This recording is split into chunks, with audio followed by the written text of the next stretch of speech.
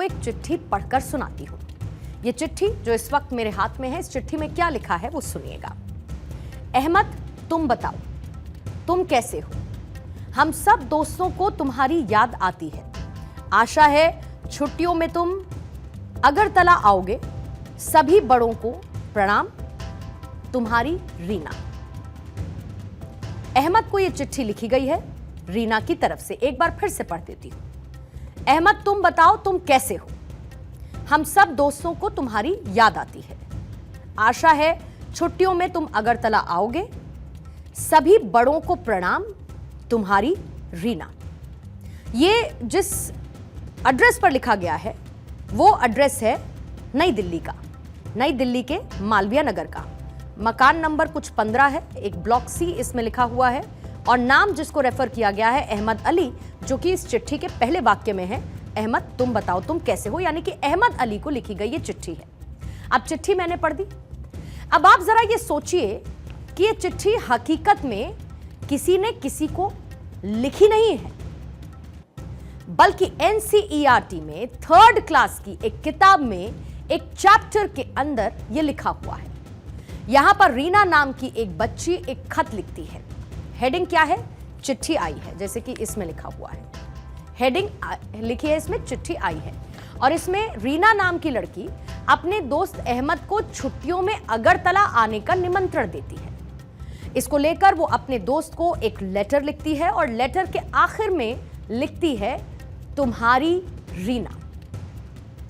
अब इसी बात से मध्य प्रदेश के छतरपुर जिले में रहने वाले डॉक्टर राघव पाठक को दिक्कत हो गई है और वो इसे लव जिहाद बता रहे हैं। अब आप सोचिए, इस पूरी कहानी में सिर्फ रीमा का जिक्र किया गया है। कहीं भी ये नहीं लिखा कि रीना हिंदू है या फिर वो मुस्लिम है।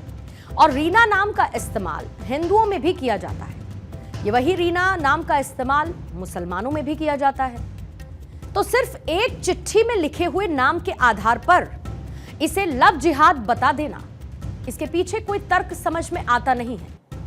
दूसरी बात यह है कि अगर कोई बच्ची किसी को पत्र लिखती है और उसमें वो ये कहती है कि आपकी रीना, तो इसमें विवाद की वजह क्या है? क्या हमारे देश में अब मुसलमानों से पारिवारिक संबंध, दोस्ताना संबंध, या फिर यूं कहूं कि किसी भी तरीके से कोई परिचय रखना भी क्या अब गलत माने जाने लगा है? चलिए एक उदाहरण दे देती हूं, उससे समझाने की कोशिश करती हूं। अगर रीना नाम की एक बच्ची ने अपने पड़ोस में रहने वाले अहमद को एक पत्र लिखा और वो ये कहती है कि छुट्टियों में घर आना, तो इसमें गलत क्या है? लेकिन हमारे देश के कुछ कथावाचकों को इसमें भी कुछ गलत नजर आने लगता है। बाबा बागेश्वर धाम के पीठाधीश्वर धीरेन्द्र शास्त्री क्या कुछ कह रहे हैं, जरा उनको भी सुनिएगा। यह देश का दुर्भाग्य है। चिट्ठी का पाठ्यक्रम बच्चों को सिखाने के लिए अगर जोड़ना ही था तो अहमद की जगह अमर भी तो हो सकता था, आकाश भी तो हो सकता था, अविनाश भी तो हो सकता था, और आदर्श भी तो हो सकता था। अहमद ही क्यों रखा गया? क्या प्रायोजित तरीके से तुम हिंदुओं की बेटियों को इन अहमदों के चक्कर में पड़वाना चाहते हो? हमें समाज के तौर पर वो चश्मा नहीं लगाना चाहिए जिसमें हमें हर चीज में कुछ गलत होता नजर आए। हमें ऐसा समाज नहीं बनाना है जहां पर दूसरे धर्म, पंथ, जाति या विचारधारा के लिए कोई जगह ही ना हो, क्योंकि ऐसा समाज मरी हुई इंसानियत के महल तो खड़े कर सकता है, लेकिन ये कभी प्रेम के कच्चे घर भी नहीं बना सकता है।